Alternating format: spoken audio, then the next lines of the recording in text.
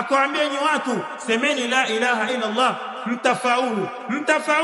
Hakuna kufaulu zaidi ya kutamka la ilaha illa Allah, zaidi ya kuwa Muislamu. Hii ndio neema kubwa ambayo Allah tabaraka wa taala amekuneemesha, ni neema ya Uislamu. Bali yule ambaye bado hajakuwa na neema kubwa hii ya Uislamu, usiwe katika miongoni mwa hao waliokhasirika, usiwe miongoni mwa hao watu kama kafiri. Kad khasira alladhina kadhabu biliqa'i Allah, wale ndio wamekhasirika ambao wamepinga kukutana na Mola wao. Huwa min alkhasirin, ni miongoni mwa watu waliokhasirika fi dunya wal akhirah, hapa duniani na kesho akhera. Mahma jamaa min al-amwal, maadama atakusanya atakachokusanya miongoni mwa mali, lakini khasir, huwa ni khasir ndugu Waislamu na kuingia katika hii neema ya Uislamu. فبذلك القول يصير الكافر مسلما، وكتمك هي قول امر لا اله الا الله كافر anakuwa muislam sababu ya kutamka la ilaha illa Allah. Wala aduu waliyan, na adui anakuwa kipenzi anapotamka la ilaha illa Allah. Wal mubahu damu wa malu ma'sum ad-dam wal mal,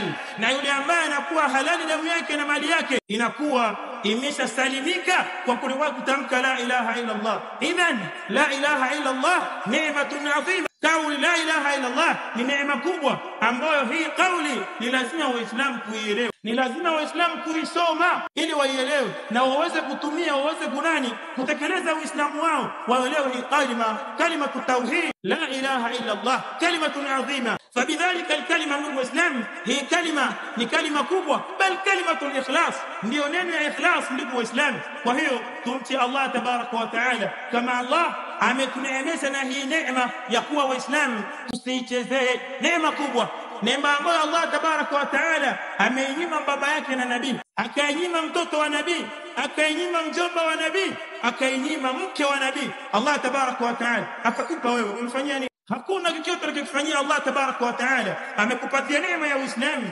Angalia baba yake na Ibrahim alayhi salam. Ibrahim anamwambia ya abati lima ta'budu ma la yasma'u wa la yubsir wa la yughni anka shay'a.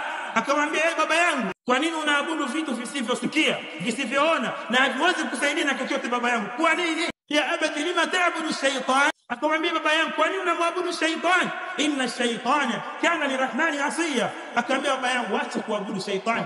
Shaytan alimwasi Allah tabaraka wa taala, usiabudu shaytan baba yangu. Baba yake akamjibu nini? Akamwambia ya Ibrahim la in lam tantahi la arjumannak fahjur li maliya. Akamwambia Ibrahim, kama uache kuniambia mimi niache, ukiendelea kuniambia mimi niache ibada zangu za kimasanamu, nitakupiga mawe. Ibrahim baba wa nabii anakosa Uislamu, anakosa Uislamu. Allah kakupa wewe, angalia mtoto wa nabii Allah kamnyima Uislamu. Nabii Nuh alayhi salam mtoto wake akakosa Uislamu, Allah kakupa wewe. Nabii Nuh Allah akampa wahi, akamrejelea Allah tabaraka wa taala kwamba Nabii Nuh ajenge safina. Allah akaangamiza ulimwengu kwa maji, akajenga safina. Baada ya hapo Nabii Nuh alayhi salam akaambia mwanawe, ya bunayya irkab ma'ana.